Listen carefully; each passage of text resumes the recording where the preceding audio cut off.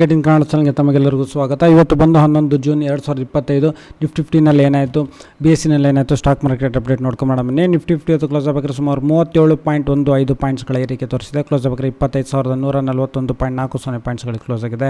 ಹಾಗೆ ಸೆನ್ಸೆಕ್ಸ್ ನೋಡಿದರೆ ಸುಮಾರು 123.42 ಪಾಯಿಂಟ್ಸ್ಗಳ ಒಂದು ಏರಿಕೆ ತೋರಿಸಿ ಕ್ಲೋಸ್ ಆಗಬೇಕಾದ್ರೆ 82,515.14 ಪಾಯಿಂಟ್ಸ್ಗಳಿಗೆ ಇವತ್ತು ಕ್ಲೋಸ್ ಆಗಿದೆ.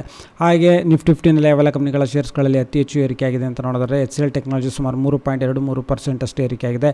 ಹಾಗೆ ಇನ್ಫೋಸಿಸ್, ಟೆಕ್ ಮಹೀಂದ್ರ, ವಿಪ್ರೋ ಮೇನ್ಲಿ ಇವತ್ತು ನೋಡಿದರೆ ಒಂದು IT ಕಂಪ್ನಿ ಶೇರ್ಸ್ಗಳಲ್ಲಿ ಚೆನ್ನಾಗಿ ಏರಿಕೆ ಆಗಿದೆ ಅಂತಲೇ ಹೇಳ್ಬೋದು.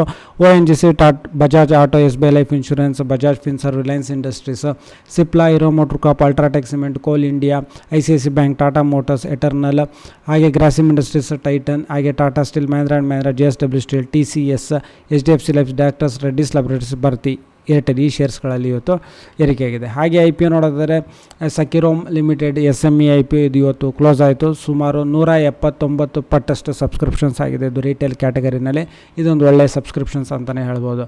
ಹಾಗೆ ಜೈನಿಕ್ ಪವರ್ ಕೇಬಲ್ಸ್ ಇದು SME IPOನೇ, ಇದು ನಾಳೆ ಕ್ಲೋಸ್ ಆಗೋದು 12 ಜೂನು. ಸುಮಾರು ಇವಾಗ ಅಪ್ಡೇಟ್ ಪ್ರಕಾರ 1.5 ಪಟ್ಟಷ್ಟು ಇದು ಸಬ್ಸ್ಕ್ರಿಪ್ಷನ್ಸ್ ಆಗಿದೆ ರಿಟೇಲ್ ಕ್ಯಾಟಗರಿನಲ್ಲಿ. ಸೊ ವಿಡಿಯೋ ನೋಡಿದ್ದಕ್ಕೆ ತಮಗೆ ತುಂಬ ಧನ್ಯವಾದ. ಲೈಕ್